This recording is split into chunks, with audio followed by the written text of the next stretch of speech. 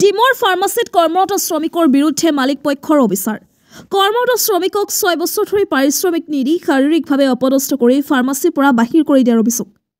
ডিমৰ চাৰিজাতীয় সংগঠনে দোকানৰ চাটাৰ পেলাই তলা বন্ধ কৰি দিলে ফাৰ্মাচী। ডিমৌ চাৰিআলিৰ মাজমজিয়াত থকা কামাখ্যা মেডিকেল ষ্টৰৰ মালিকৰ অভদ্ৰ আচৰণৰ বলি কৰ্মচাৰী পূৰ্ণকান্ত গগৈ। পূৰ্ণকান্ত গগৈ নামৰ কৰ্মচাৰীজনক মালিকা পাৰিতোষিক নিদি ফাৰ্মাচীৰ পৰা গতিয়াই উলিয়াই দিয়াৰ অভিযোগ। 15 বছৰে কামাখ্যা মেডিকেলত কৰ্মচাৰী ৰূপে কাম কৰা পূৰ্ণকান্ত গগৈক 2019 চনৰ পৰা মাহেকীয়া দৰমহা নিদিয়াৰ গুৰুতৰ অভিযোগ তুলিছে কৰ্মচাৰীজনে। আজি পুৱাই ডিমৰ জাতীয় সংগঠন আছু অসমীয়া যুৱ মঞ্চ আৰু ডিমৰ শ্ৰমিক ইউনিয়নে ফাৰ্মাচীখন তলা মাৰি বন্ধ কৰি দিয়ে। চাৰিওটা সংগঠনে কৰ্মচাৰীজনে মালিক পক্ষৰ পৰা উচিত ন্যায় নাপালে গণতান্ত্ৰিক আন্দোলন কৰাৰ হুংকাৰ দিয়ে সংবাদ মাধ্যমৰ আগত। ডিমৰ পৰা শিৱ কুমাৰ চৌহানৰ report, North East Frontier news.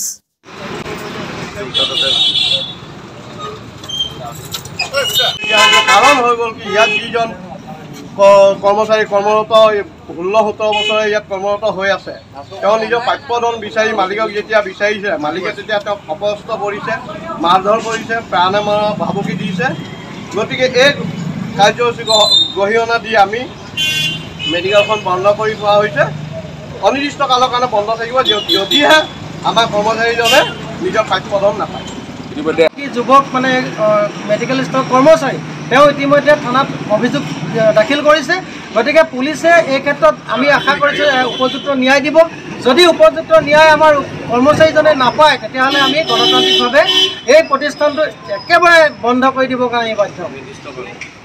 Kamakhya medical store, সেই ফাৰ্মাচীখনত আজি প্ৰায় 16-17 বছৰ কৰ্মৰত এগৰাকী আমাৰ খিলঞ্জীয়া অসমীয়া যুৱকক ইতিমধ্যে যিগৰাকী এই মেডিকেল ষ্ট'ৰখনৰ মালিক কামাখ্যা দুৱৰা, তেখেতে আচলতে প্ৰাপ্যধন আদায় নিদি তাৰ পৰিৱৰ্তে তেওঁ কালি কি কৰিছে, কৰ্মচাৰীজনক প্ৰাণে মৰাৰ ভাবুকি দিছে, তেওঁক শাৰীৰিকভাৱে অপদস্থ কৰিছে। গতিকে এই কাৰ্যক আমি অসমীয়া যুৱ মঞ্চ, সদৌ টাই আহোম ছাত্ৰ সন্থা, আছু, শ্ৰমিক ইউনিয়ন আদি আমি সকলো সংগঠনে ঐক্যবদ্ধভাৱে এই ঘটনাটোক তীব্ৰ ভাষাৰে গৰিহণা দিছোঁ আৰু লগতে মালিকক সকীয়াই দিছোঁ যে অনতি পলমে যদি এই উক্ত কৰ্মচাৰীজনৰ যিখিনি প্ৰাপ্য আছে, সেই প্ৰাপ্যধন আদায় নিদিয়ালৈকে এই দোকানখন আমি ফাৰ্মাচীখন খুলিবলৈ নিদিওঁ।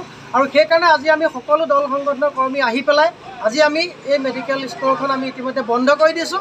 আৰু যেতিয়ালৈকে উপযুক্ত যিখিনি প্ৰাপ্য, সেই প্ৰাপ্যখিনি আমাৰ সেই কৰ্মচাৰীজনে লাভ কৰিবলৈ সক্ষম নহয়, তেতিয়ালৈকে এই দোকানখন, এই আমাৰ যিখন মেডিকেল ষ্ট'ৰ আছে, এইখন কিন্তু বন্ধ থাকিব লাগিব। ইয়াৰ অন্যথা কিন্তু যিকোনো পৰিস্থিতি যদি সৃষ্টি হয়, তাৰ কাৰণে প্ৰশাসন আৰু মালিকে জগৰীয়া।